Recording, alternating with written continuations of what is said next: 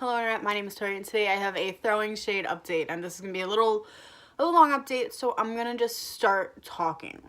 So I have to go over update 3. I did post it on my Instagram, but I feel like since I originally started this project on here, I should continue it on here. So I've had a 2 months time frame that's unaware about for this project. So for update 3, the first item that was selected from Wheel to Side was the Too Faced Chocolate Bonbons palette. This palette is a prime candidate for me to eventually pan one day. I have finished up Definity, and there is pan in Cashew Chew and Molasses Chip. This is and was a very easy everyday palette for me, and having it in this project was not hard to come up with looks for those days. With the original system I was doing, I used this twice. I have now changed how I'm going to be tracking the eyeshadows. You will see with the next group I talk about. To finish this group, the other eyeshadow, one of the other eyeshadows palette was Pastel Goth. This I used it at half.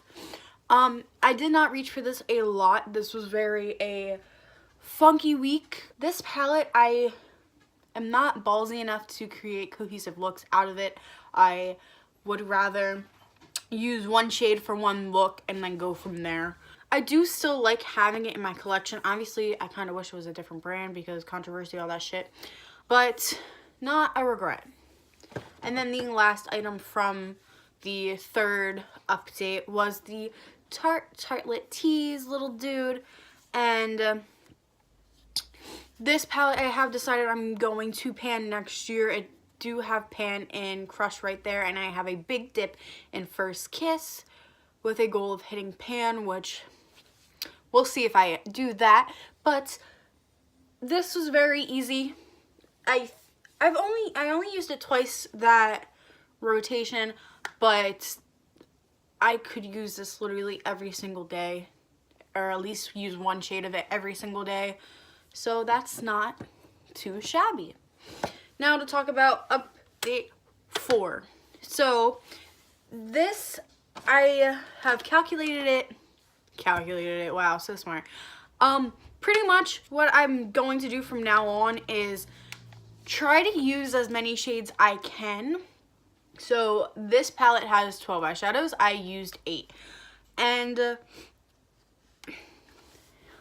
it made me realize that I do need to dip in this more, especially for the shimmers, because there is only 3 mattes, the white, this pink, and then this darker mauve.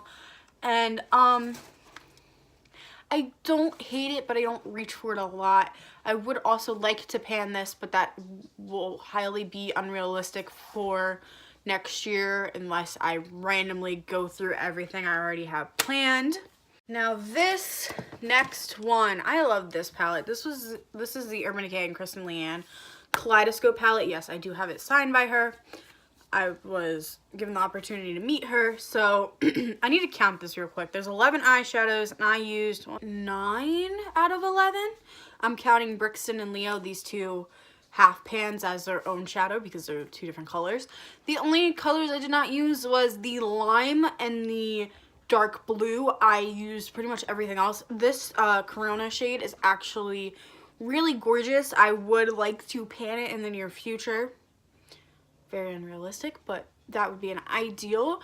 But I do like using these colors and throwing them in. It's similar to Pastel Goth for me, just throwing it into a look. This helped me experiment using more colors on my lower lash line. I stopped doing that for a while because of the mole under my eye. I get very scared to do it simply because this cannot get removed yet. There's no reason for me to get it removed unless cosmetically I want it. So anytime I do feel some sorts of pain with it, I get very scared. So putting makeup around it sometimes scares the living hell out of me. But so far it's been doing good, and I did really have fun putting the colors in my lower lash line, especially for school, do a nude look and then have bright pink slowly hidden under there. No one knew. It was perfect.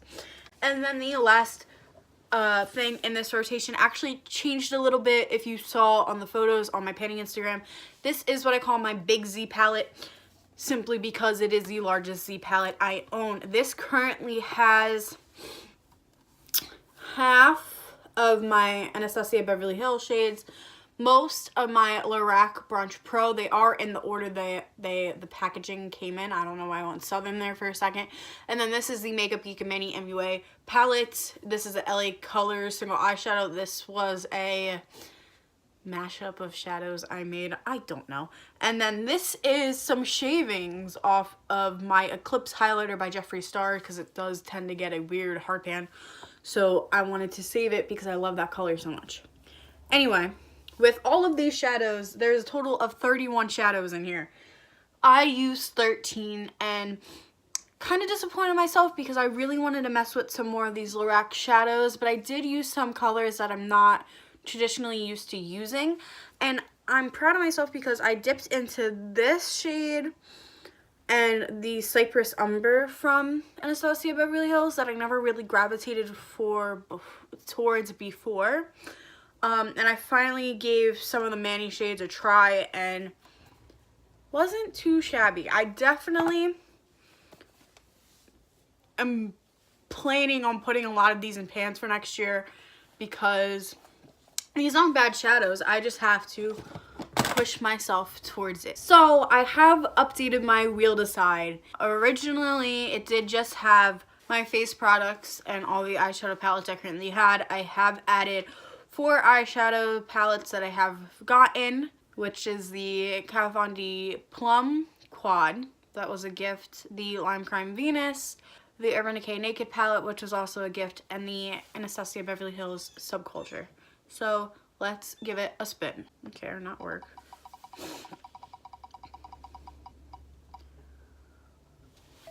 Okay. The Urban Decay and Basquiat face palette. So I need to, take a little note.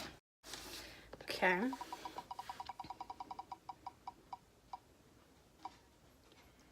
The Lorac Mega Pro 4.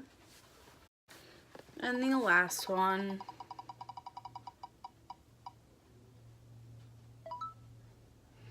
The Lime Crime Venus palette.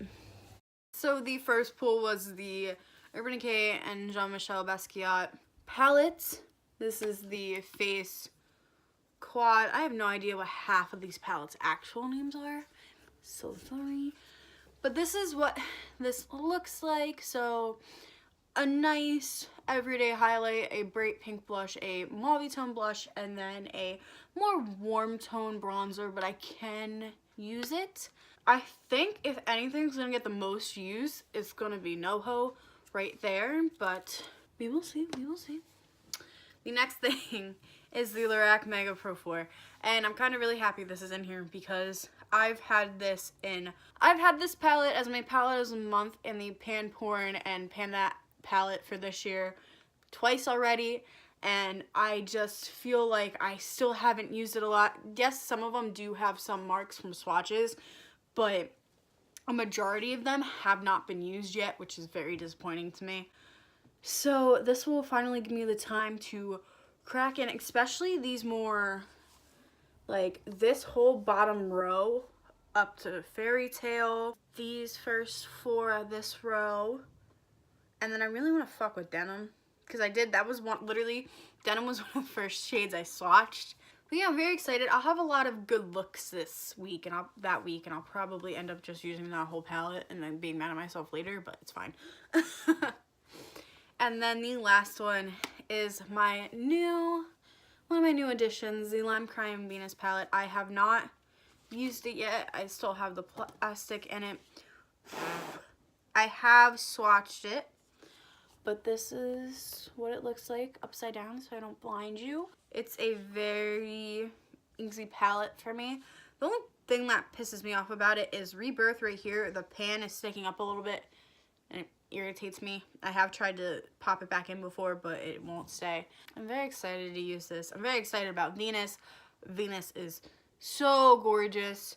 I'll definitely create some good looks out of it, and I will definitely have to force myself to put it away for a little bit after this.